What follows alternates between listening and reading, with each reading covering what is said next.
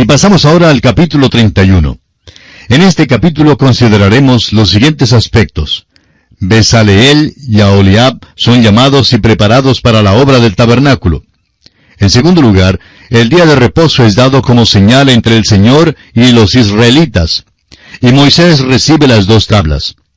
Este capítulo parece ser una desviación del estudio del tabernáculo, pero realmente no lo es. Lo que tenemos aquí es un intervalo entre la entrega de la ley y las instrucciones del tabernáculo. Moisés pasó mucho tiempo en el monte Sinaí recibiendo todas las instrucciones. Los israelitas se pusieron algo impacientes mientras esperaban que él regresara. Este capítulo nos cuenta acerca de los artesanos que hicieron el tabernáculo y acerca de uno en particular a quien le fue dado un don especial para hacer los muebles, especialmente los muebles más difíciles. Leamos los primeros 6 versículos de este capítulo 31 de Éxodo. Habló Jehová a Moisés diciendo, Mira, yo he llamado por nombre a Besaleel, hijo de Uri, hijo de Ur, de la tribu de Judá, y lo he llenado del Espíritu de Dios, en sabiduría y en inteligencia, en ciencia y en todo arte, para inventar diseños, para trabajar en oro, en plata y en bronce, y en artificio de piedras para engastarlas, y en artificio de madera, para trabajar en toda clase de labor. Y he aquí que yo he puesto con él a Aholiab, hijo de Ahisamac, de la tribu de Dan, y he puesto sabiduría en el ánimo de todo sabio de corazón, para que hagan todo lo que te he mandado. A estos hombres y a sus ayudantes les fueron dados dones especiales para el artificio.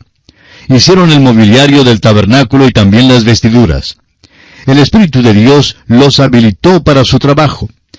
Quizás surja la pregunta de cuál era el oficio de Besaleel antes de que Dios lo llamara para hacer ese trabajo. Creemos que ya trabajaba con oro y plata y con otros materiales finos, pero le fue dado un don especial de Dios para hacer la obra de Dios, para hacer el trabajo de Dios.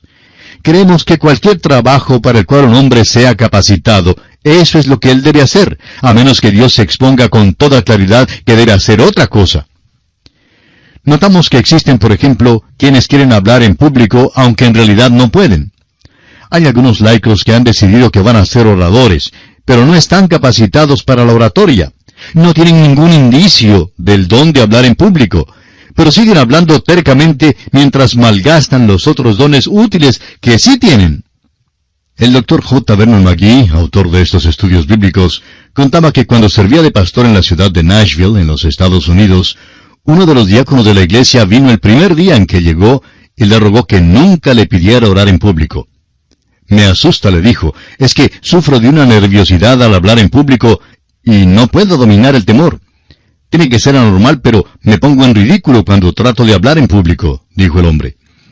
Este hombre era superintendente de una compañía de tranvías y tenía una posición ejecutiva, pero confesó que nunca podía hablar en público. Sin embargo, se puso a la orden para ayudar a su pastor en cualquier otra cosa. Sucedió que él llegó a ser el mejor ayudante del Dr. McGee y siempre estaba allí mismo cuando él lo necesitaba.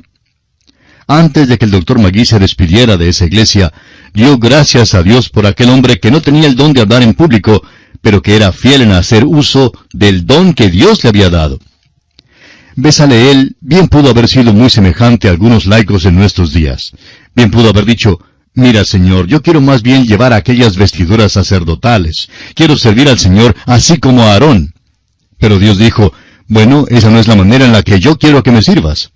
Hasta cierto punto, el don de este hombre tiene más importancia que el don de Aarón. Su don fue esencial para la construcción del tabernáculo. Y amigo oyente, Dios le dará a usted un don si perfecciona los talentos que ya tiene. Dios nos da talentos, pero quiere que los dediquemos a Él y quiere que el Espíritu Santo los tome y los use. No todos tenemos los mismos talentos y dones. Está circulando en la iglesia hoy en día la impresión falsa de que si uno no puede cantar en el coro, no enseña una clase de escuela dominical, o no puede hablar en público, o servir de ujier o portero, pues no figura ya en el asunto.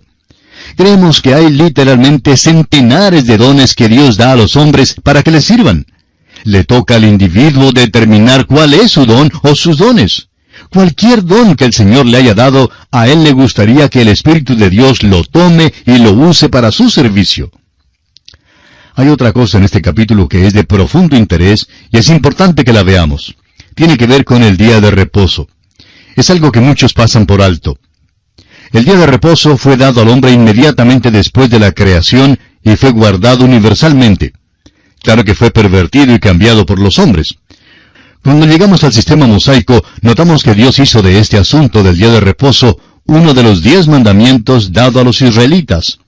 En este pasaje, Dios expone con claridad que el día de reposo es únicamente para los israelitas. Escuche usted lo que dicen los versículos 12 y 13 de este capítulo 31 de Éxodo.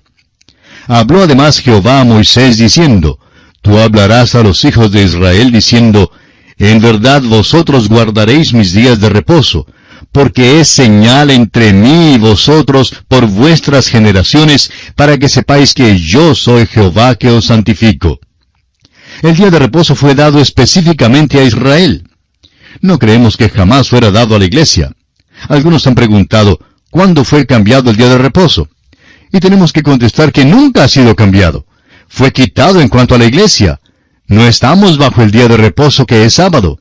No guardamos el sábado porque Jesús estuvo muerto en aquel día y no servimos a un Cristo muerto. En el primer día de la semana, Jesucristo resucitó de entre los muertos y desde sus mismos comienzos la iglesia se reunía en el primer día de la semana. Ese fue también el día en que nació la iglesia. El día de Pentecostés era el día después del sábado.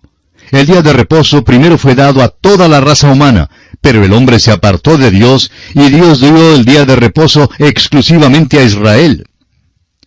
Veamos ahora el versículo 14 de Éxodo 31. Así que guardaréis el día de reposo, porque santo es a vosotros. El que lo profanare, de cierto morirá, porque cualquiera que hiciere obra alguna en él, aquella persona será cortada de en medio de su pueblo. Quisiera preguntar a quienes alegan guardar el día de reposo, si lo guardan todo el tiempo, y si matan a todos aquellos que no guardan el día de reposo todo el tiempo, como lo exige la ley. El versículo 15 reafirma lo relacionado con este día. Leamos. 6 días se trabajará, mas el día séptimo es día de reposo consagrado a Jehová. Cualquiera que trabaje en el día de reposo ciertamente morirá. Si a un hombre en Israel se le encontraba recogiendo leña en el día de reposo, era muerto a pedradas.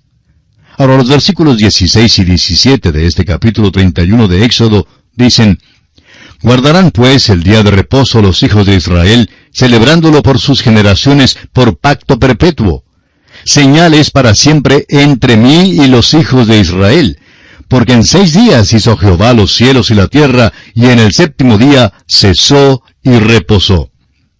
Este pasaje explícitamente dice que los israelitas, y no la iglesia, debían guardar el día de reposo. Los israelitas son un pueblo terrenal y pertenecen a la primera creación. La iglesia es una nueva creación, y a ella le fue dado un nuevo día para guardar, y aquel día es el primer día de la semana. Y así, amigo oyente, concluimos nuestro estudio del capítulo 31 de Éxodo.